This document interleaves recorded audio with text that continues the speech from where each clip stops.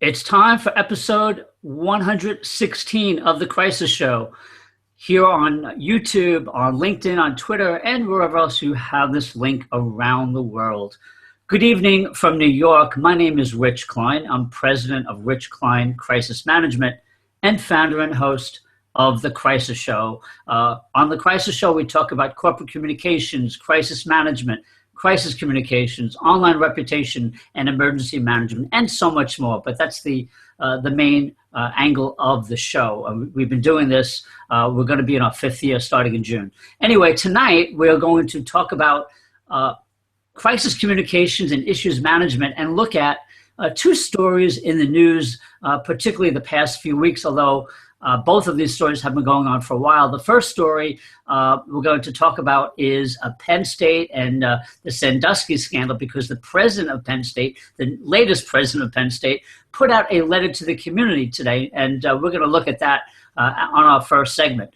On the second segment, we're going to talk about the North Carolina governor, Pat McCrory, who has gone out to the national media to defend his position regarding a law that was signed into law very recently regarding the use of restrooms and the larger issue of discrimination at the state level. So we are joined by my esteemed friend and my esteemed guest and good friend, Greg Brooks of the West Third Group out of Las Vegas. Hey, Greg. Hey, thanks for having me, Rich. It's good to see you, and thanks for joining me today.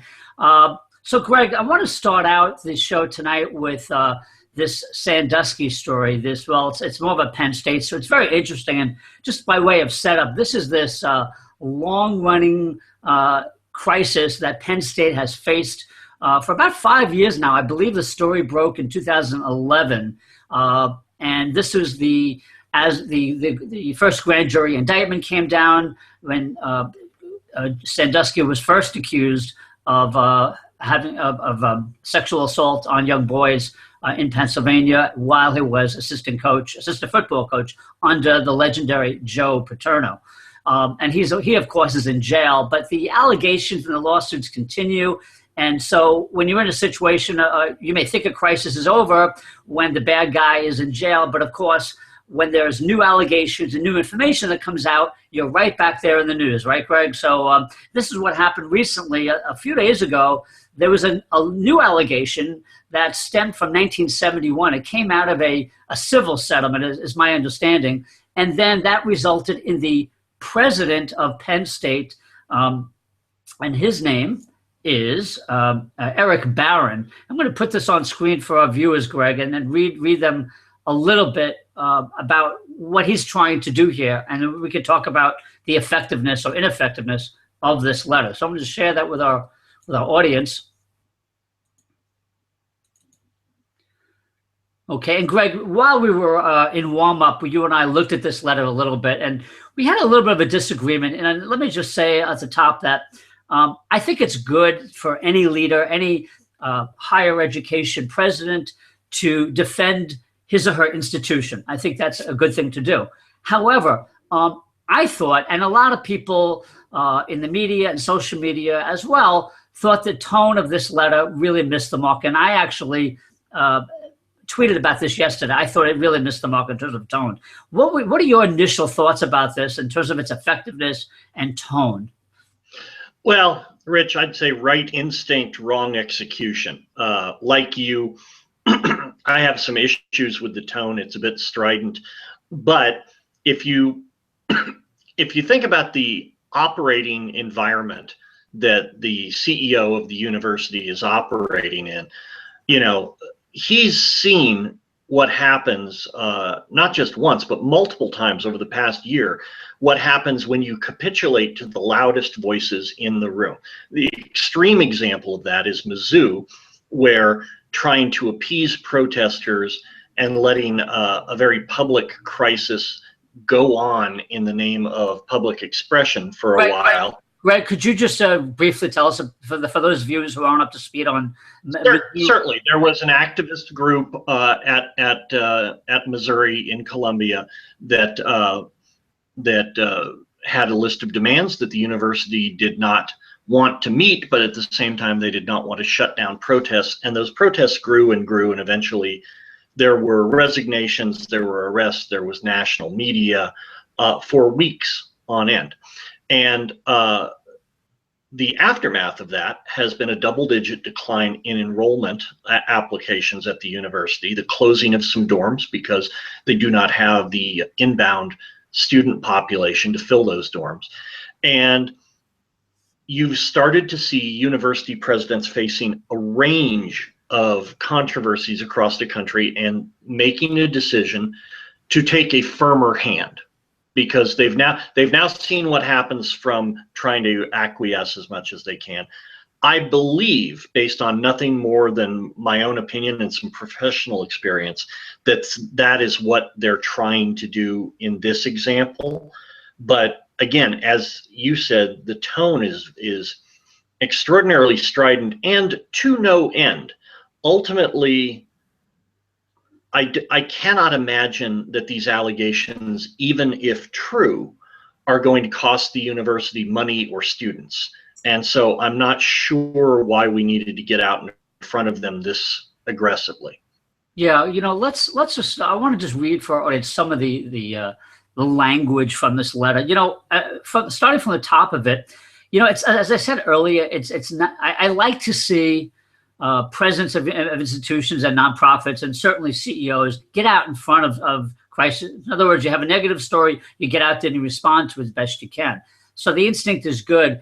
And even the first few paragraphs, actually the first paragraph, because what he did that bothered me, Greg, is he got himself personally injected into it. The second paragraph, yeah. I want you to know that I am appalled by the rumor, innuendo, and rush to judgment that have accompanied the media story. So that's the second paragraph. And then you go down further towards the end, and I'm like, and then he writes, but I've had enough of the continued trial of the institution in various media. Hello, you get with the 21st century. That's life, court of public opinion. Then he says, we have all had enough. And while Penn State cannot always comment on allegations that emanate from legal proceedings, I thought it was important to let you know my reaction to the media frenzy that has ensued over the past few days. I am appalled. Very little about the victim. Yeah. I mean, who cares if he's appalled? Thank you. Yeah. And so there are certain, I don't know if he wrote this himself, he had some help from one of his staff members or PR firm. I know that Edelman was working with them from at least at the start of this crisis. I don't know if they're still engaged, but I just thought I was shocked that when I saw the tone of this letter. And, let me ask you this, Greg, because you've done a lot of this work with, public affairs. Who is the audience of it? It says letter to the community, right? But if you're the college president, if you're advising this president or some other president, you want to identify who your audience is, right? And this is such a broad letter. I mean, I talked to some people online and off about this. They say, yeah, my kid goes to Penn State. And this, we're cheering this guy. He's defending the institution. So talk to us about. Well, he's defending himself. Yeah. The institution doesn't say it's appalled in the letter. He says he's appalled. And more than anything, and what leads me to believe he probably wrote the initial draft himself or rewrote some poor Flax draft of it, was this incessant focus on himself. Right. The audiences here are, from the president's perspective, the audiences are funders, national media that can impact your reputation, the academic community, which within the university, because you can't have them having a vote of no confidence.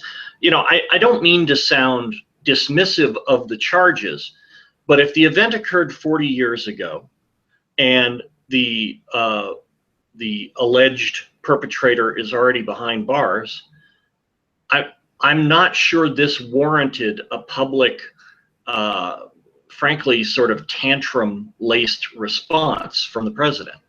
Yeah, well, and they're going to face more of this because, in these situations, from our experience in crisis management, that every time somebody comes forward with a plaintiff's attorney or files a suit, you are then forced to respond in some way. And the question becomes, do we want to get out there and try to defend something that's indefensible, or do we just keep quiet? And I think I'd ask you that question. It really is on a case-by-case basis, wouldn't you say, Greg? You never want to appear like you're not in control of some aspect of the situation. The public, the media, they will forgive you if you're not in control of everything, but you have to be in control of something. And with this letter, what we've got is the university president saying, I'm appalled. Well, the natural response to that is, okay, so what you going to do about it? Yeah, and the obvious what can be done? Right, and the obvious response, my reaction to that was, you're appalled. What about all the victims? What about all the people you've hurt? And all the people that the university covered up for over the years while this was going on for, more than 40 years, actually. So it's, I just want to read you a passage from a piece in USA Today by Christine Brennan. She's a sports reporter for USA Today, and she wrote this, looks like it was today. It's today the 11th. Yeah, so this just came out today. I'm just going to read you a passage which really goes to what I'm talking about. And she says, did Penn State learn nothing from the previous scandal? In all these years, has that behemoth of a university, one of the finest of the nation, still not hired even a mid-level public relations firm to help himself? Actually, they did. They hired a couple of PR firms and spent quite a fortune. So maybe she didn't know that. But she did take apart the letter, its tone, and then she even gave a crack at rewriting it herself, which I might do at some point. So anyway, very interesting story. I'll be honest. I don't see it as a capital C crisis for the university.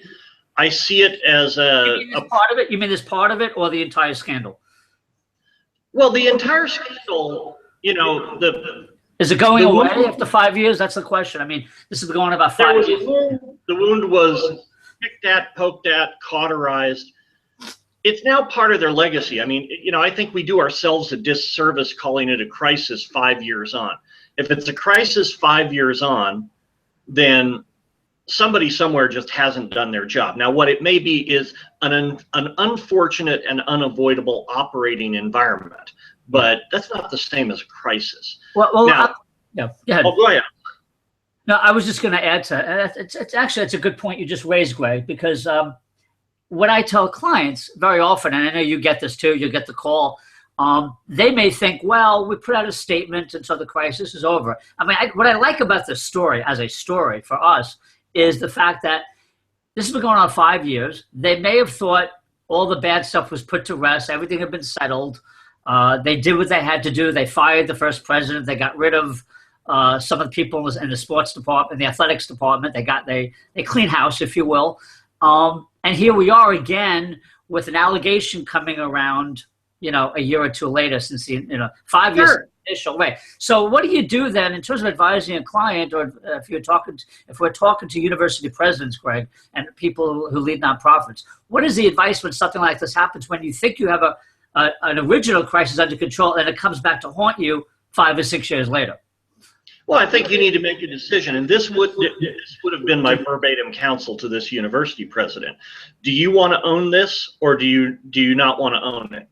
There are a lot of advantages to you being the guy who came in to fix things, and you don't own this, you're the fixer. But the minute you put out a statement like that, and the minute you act personally enraged that something actually happened on your watch, that's not leadership, and at the same time, you're telegraphing the whole world, okay, it's my problem now too.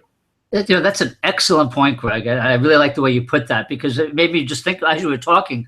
I'm saying you're right. That's because there was an interim president. They fired the first guy who was there from the late 90s until the beginning of the scandal. They had an interim president. They made him a president. He resigned, and this is the new guy. And you're absolutely right. He didn't have to own this, but now he's part of that. It's an unforced error. Yeah, and I wonder if he got bad advice on it, or just felt personally involved that he had to do this. I don't know. He didn't call you or me, so yeah, he got bad advice. Yeah, and let me ask you this too, because it got me thinking about something else. What is the advice you give when, you have a story like this where something comes up a few years later? Do you have to, in other words, as a crisis communications consultant, do you advise clients to answer every bad allegation? I mean, this is what he's doing. You know, every time there's something that comes up, true or not, legitimate or not, accurate or not, do you feel pressured? I mean, maybe that's the world we live in today. That is very often what I tell clients. Hey, it's going to be on social media. The media is going to cover it. If it's a big enough issue, it's going to be in all the networks. Are you compelled to do something like this? And by the way, let's talk about the vehicle he used, Greg. Was this a good vehicle? Forget the content for a moment. Should he have done a YouTube video? Is it this open letter? Should he have done some very pointed interviews with certain media? Was this the way to go? Because I haven't seen him do anything else. He hasn't. I think he's declined other interviews. It's hard to separate the guy's message from his channel, right? So you know, I'm unimpressed by the letter using the language it's using. I would have been similarly unimpressed with that same language translated into a media interview or a YouTube video. But if you could get the language to change, I think the problem with something like a formal letter is that it sits out there until the end of time, and people can quote it and take it out of context. It's Google search. It's number one. Right. Right, and that's a valid point, because he's got keywords in here that are gonna hurt Penn State for sure. That would be less so maybe electronically. That's a very good point too. If I wanted to take this guy down, if I was a campus activist group, you could build a whole campaign around We're Appalled too, and you know, very push interesting. that down. Yeah. Well, anyway, yeah. So we'll move on to. I mean, that was just. I'm glad we had that discussion. It's just interesting case study, I guess. And as we learn more about it, maybe we'll revisit it. If I think this is going to go on for a while, so maybe in a few months we'll revisit this and see how the. I do like the parallel between this and the next segment we're going to talk about, because similarly, at the core of the challenge is, do you make a decision to own it or not? And that is the first and probably the most impactful decision that any of our principals make when a crisis is afoot. You know, are you going to deflect or are you going to own it? Right. And so thank you for that. And I'm actually going to ask you to fill in some blanks here. The next segment, folks, is the North Carolina governor, Pat McCrory. Now, I have to plead a little ignorance here. I didn't really know this governor. I haven't paid attention to him very much. I happened to be watching PBS the other night. He was being interviewed on this major issue that's now has national attention and is an issue now that every state government's looking at, the whole issue of access to bathrooms and LGBT rights in the broader spectrum of discrimination protection. So what I liked, Greg, the reason I chose it chose this story for today is because I thought that this governor just did a really good job in defending his position, and regardless of what anyone thinks, this is one of those hot button issues, obviously. But he really handled the interview very well, very calm and collective. And I'm going to play a few clips, play a little bit of this clip, because I want our audience to see how to do this when you're being interviewed by PBS or CNN. How, in terms of his body language, his tone, and even his language was quite good. So I want to play a little bit for our audience, and then you and I can take it apart too.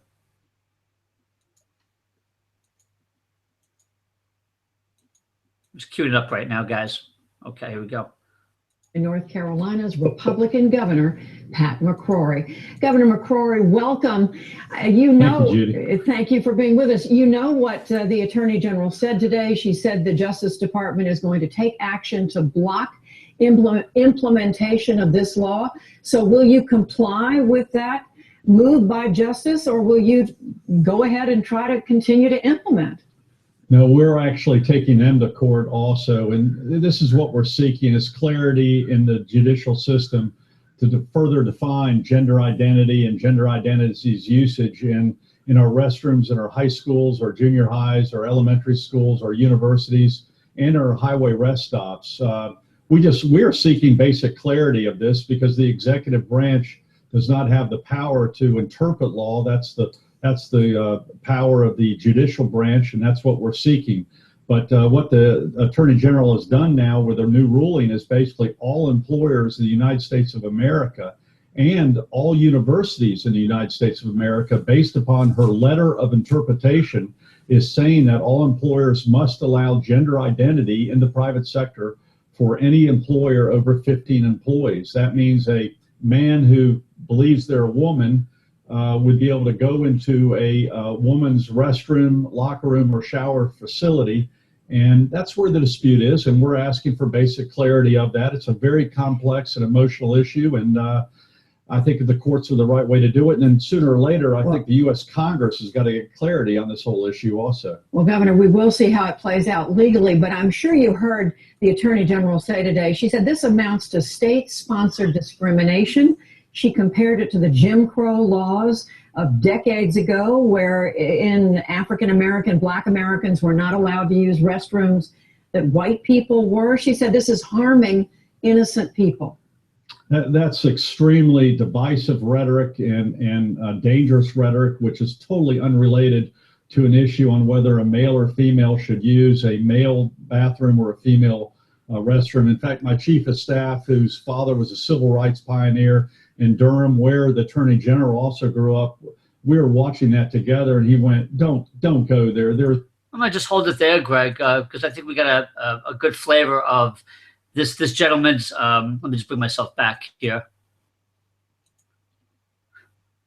We got a good flavor of his ability to communicate, right? So let's look at this. And again, content aside, I just love the way he communicated. I just think he was smooth. He was calm. He didn't get riled up. Talk to me what your thoughts were about from a corporate communication standpoint, public affairs. If this was a situation where you had to advise a governor or other politician. Well, it's very, very smart work on two levels. As you said, the delivery is very polished. There's no uncertainty there. There's zero defensiveness, and he's making what we would call the we're all reasonable, let's take a reasonable look at this plea. I've run a lot of no campaigns in my life where you're trying to get voters at a ballot box to say no to something. And the principle that holds there is you don't say the other side's crazy. You don't say the other side's awful. What you say is these are really complex issues.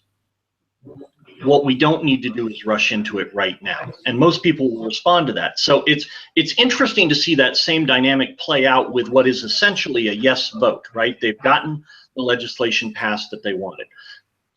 Strategically, we don't have a peek behind the curtain that tells us that getting into the courts was the end game all along, but I would be very surprised if that wasn't. These bills are fashionable right now. They've moved through several southern states. And everybody's looking for the chance to get it into the federal court system. Well, let me just interrupt you just for clarity. When you say these kind of bills, can you just clarify that for our audience a little bit? They've been referred to as religious liberty bills in many places. I would say that this is not being characterized primarily as a religious liberty bill. I thought it was a states' rights kind of angle. That's what. Well, and that is part of it. Yeah. But a lot of the, generally speaking, these bills under a wide umbrella give private actors the opportunity to discriminate based on their conscience, when dealing with lesbians or gays or transsexuals or virtually anybody they want. And again, we're not going to discuss whether that's right or wrong here. It's a much bigger issue. But right. if you are chasing that, and the guys who move these bills in the conservative movement are always looking to get it into the court, get a favorable federal decision, you couldn't have hoped for a better bill than the North Carolina bill and this governor delivering it, because several of these other bills were much more wonky and stood on much shakier legal ground. Yeah. Well, I want to go back to the communications part of it. One thing that I really liked about this interview, the way he handled himself, is that it's actually interesting. I want to discuss this with you. He sort of like played dumb. Like, I don't have all the answers. Help me here. Congress help me. Courts help me. This is what we're thinking. We think we have our finger on the pulse of our constituents in North Carolina, and we think we did the right thing. But if we didn't, help us. And I really like that approach. I like it too, and it's smart because it gives the folks on the other side the most narrow target profile. Maybe they meet in the middle. You know, maybe there is some negotiation at some point. If you bring up states' rights, you're a states' rights wacko. If you bring up, you know, that this is what the voters elected us to do, you know, suddenly you're into a rights discussion. And he's completely avoided the discussion of, is this right, is this legal, by simply saying, I don't know, we think it is, let's knock it upstairs. Yeah, and there's no downside for him. A court knocks it down, he'll run on that next term. Right. If it wins, he'll run on that next term. You know what else I liked about the way he handled? You didn't hear this, you know, he didn't bring in this religious aspect to it, you know, the religious right aspect, you know, good Christians this, or the Bible Belt approach. It was really, hey, this is a privacy issue. This is a comfort issue. We want to respect everybody. And how do we do that? And help us do that. Even though when you read the law, it's a lot different. And he was very smart in the way he avoided that. And Judy Wood, I didn't watch this whole interview. I don't remember if I watched the whole thing, but I don't think Judy Woodruff got into the nitty gritty of all the details of what employers and public institutions in that state can do under this law. But he handled it very well. It's very clear, Greg, that he was either media trained or rehearsed his own messages and knew exactly what he was going to say when he got on air, right? Yeah, and even more than that, he knew exactly who he was talking to. The governor is still talking to his constituents in North Carolina. The woman from PBS, she's asking national media questions, and certainly the Attorney General is putting out a nationally focused attack on this. Oh yeah, there was a very public press conference, and let's not lose sight of that. It's very interesting back and forth, right? Who gets the last word, right? Loretta Lynch, or yeah. I don't mean to be more cynical than I already have a queen, but I'm pretty sure the governor prioritizes him winning his next election more than he prioritizes this bill. And the lovely effect of his soothing words are that he's positioning himself well for the next election, whether the bill survives or not. Yeah, I also want to. It's the law now, whether the law survives. Right. It survives the legal challenges that are going to come. But I also liked, Greg. I happened to go. I want to get into it, talk a little bit about leadership and social media, because you and I have talked a long time on the show about how different leaders either are engaged with the media and social media or they're not, right? This guy, I mean, who we just saw, not only did he do the interview well, I'm reading his Twitter feed just today. So that PBS interview, I think, was either the last or the night before. Today, he's tweeting out, about to join Jake Tapper on CNN to defend North Carolina. We have the fastest growing economy in the country. Actually, real good plug for his state as well. Yeah. And then the next tweet, about to go on CNBC, same thing. And then the second sentence to CNBC, hundreds of CEOs voted North Carolina #3 best state for business. Very interesting, Greg. And I'm just thinking about this as I'm reading it.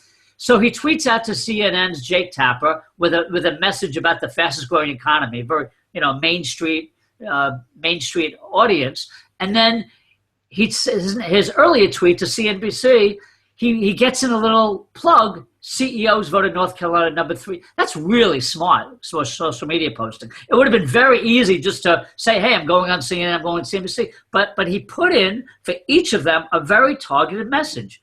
Brilliant. Right. He's got, I don't see that a lot. Yeah. One of the things I do with clients, and there are other approaches to doing this, but we fracture the story, we fracture the audience segments down, and we build a little matrix chart. And every audience has a primary, secondary, and tertiary message. And the training is a given audience is going to get their primary message every time you open your mouth. Secondary message every chance you can get, and third and tertiary message where it's appropriate. It sounds like he's gone through some sort of similar planning exercise, because he's managing a density of message points, both in his on-air appearances and even in these 140 character tweets, that is very impressive and very relevant. He's not just spewing out random stuff. Yeah, no, I mean, I don't know if this is if he was responsible for this, or I just want to show our audience, the actual text. just because I thought it was really well done. You know, you don't see that very often. You don't see that often from public officials, and you certainly don't see that from CEOs. So I think that was just, you know, a great media strategy, a great social media strategy. I have to give him credit there. And I don't know this guy's background, if he has, you know, do you happen to know where he served before he was governor? Was he in public service before or private sector? Do you know? I don't know. Yeah, you know, if he's a Republican and he's in state politics, I assume he was a lawyer before. or the state house, possibly. Yeah. Right. But just very interesting. I think it's a good example of. I'm glad we chose this site because it's a good example of, you know, communicating as a leader, whether you're a CEO, whether you're president of a university or the head of a state, as he is, a governor, but also knowing how to use social media to extend your message and amplify your message, right? So how do you, when you talk to your clients and prospects, Greg, how much do you talk to them about the use of social media to for them to get what they want, whether it's getting passage of a bill or getting elected and so forth? You know, I treat it as a channel, and I probably in my own practice de-emphasize it because very few crises are solved on social media, but endless micro crises are born on social media. And so I want my clients to be aware of the tool. I want them to have a plan more than anything, because the fundamental change social media brought to the crisis response landscape is that planning used to be most of the game, and now planning is all of the game. If you do not have a fully formed, well thought out plan for how you're going to respond to a crisis, the cycle will eat you up. You just don't have enough time. Now, having said that, some crises are social first, and when that happens, I work with people who work social first. Right. You know, those are all good points, and I just want to follow up with what you said. You talked about having a plan. This is for our audience benefit, you know, having a plan. And, you know, back when you and I started out in this business, in my case, 30 years ago, 32 years ago, something like that. I think it's 35 years now. You know, you can count more on a plan because you were only concerned with tomorrow's newspaper, and you had more time to respond. And you could do a letter to the editor. You could, you know, that was not going to be electronically online. And that reporter, if something bad happened to you after that bad interview, that reporter today could update the story and say, "Hey, gotcha," you know, and in minutes update that story with a negative. You couldn't do that 30 years ago. So it's very interesting. You talk about having a plan. I would just add to that. The plans today have to be very fluid, and you have to be able to adjust them very quickly. Right. To me, it's far more important that the plan talk about who is in the decision-making loop and who responds quickly, rather than what the response is, because there are very real finite limits to how far in advance you can plan messaging. That's right. You can plan your response framework and your velocity ahead of time, and you can drill to improve your velocity. Yeah, we call those tabletop exercises or desktop, desk side exercises, of course, to do that. I think that's really important to be able to, in today's environment.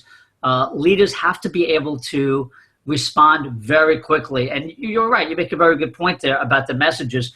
The most important thing is to say, okay, who's going to handle what if this happens? And make sure we have everyone's phone number and emails and home numbers so we can communicate together. So when something happens, something hits the fan, we can all go out there very quickly and get a message out there. We could, but you know, I mean, I think a lot of leaders, some of them are ultra perfectionists, and they get caught up on how exactly we're going to say this. Instead of, like you say, let's just have a plan first. We could fill in the details later. And what I say very often to my clients, Greg, and I get calls like this all the time, I'll say, look, why don't we draft a holding statement for a wide variety of scenarios? And let's not worry about the details, but let's get the meat and potatoes in there, because I can tell you right now, if you're in this industry, you're going to face this kind of issue. And let's plan for that. And then when it happens, we just have to fill in the blanks. And that could happen a lot faster. And that's a very smart approach. You know, in addition to that, I believe that you can categorize crises, you know, without knowing what the crisis is. If there's a loss of life, you don't have the company flak talking to the press. You have the CEO out in front of the press. Right. You know, simple rules like that you can get out in front of ahead of time.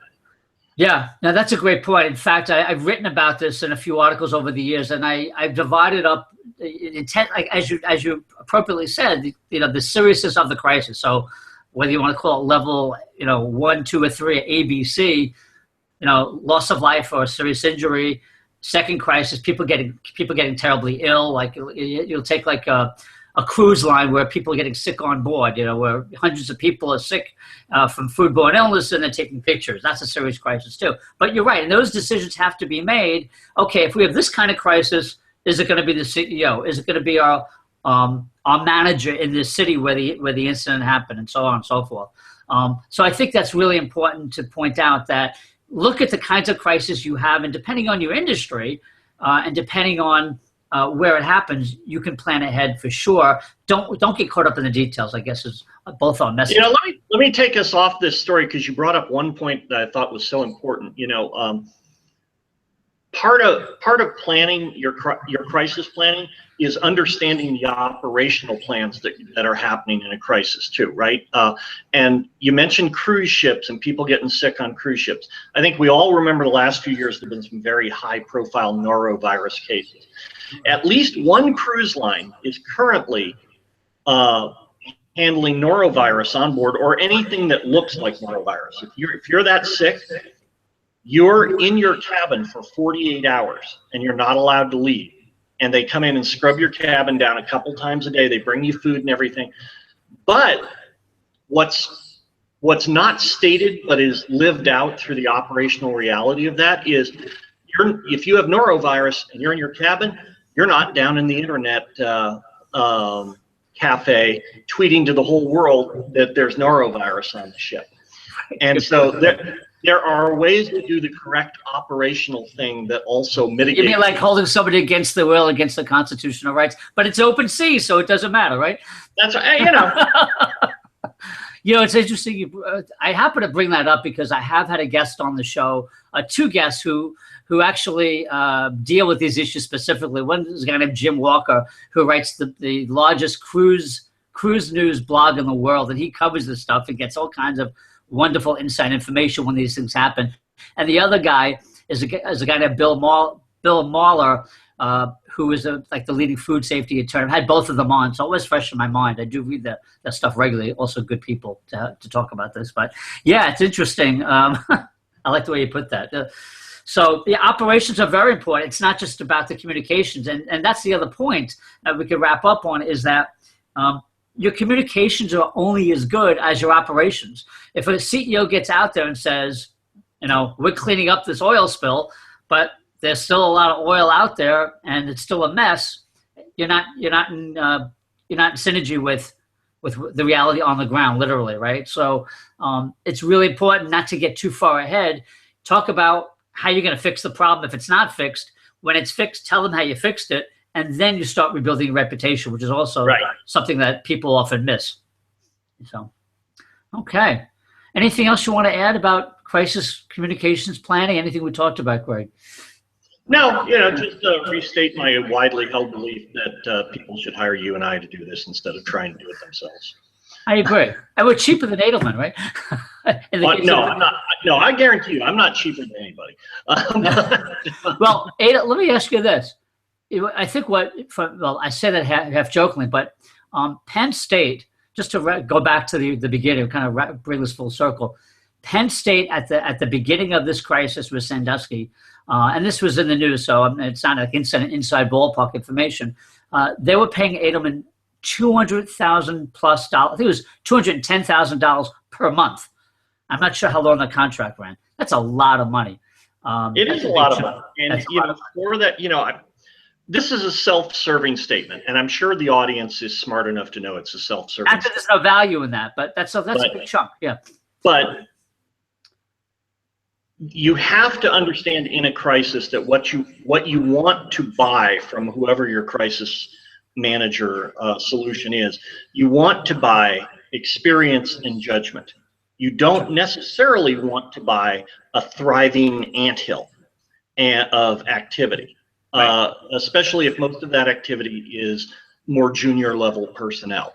That's right. You know, that's even if you need to grab hold of a large firm for a big crisis, just because you've got pressure from your board to do it, or even if it feels like the right thing to do, go off and do your plan with some wise old man or wise old woman who's been doing this for 30 years and has been around the block a little bit, and you'll probably get more relevant and deeper counsel.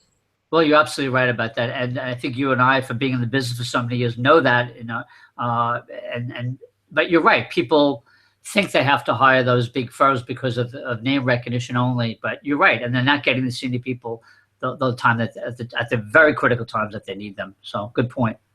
Okay. Well, again, for our audience, thank you so much, Greg. What is you're on LinkedIn and your website is? Westthird.com, WEST-THIRD.com. Right. And live in Las Vegas, work with clients nationally. That's what I want to get out. Thank you so much. And my name again, Rich Klein, Crisis Management. Work globally and based in New York. So thank you so much for watching. If you want to tweet about anything you heard, please use #TheCrisisShow. Thank you so much for watching, and we'll see you again soon. Greg, thank you so much again. As always, great insights. Have a good night.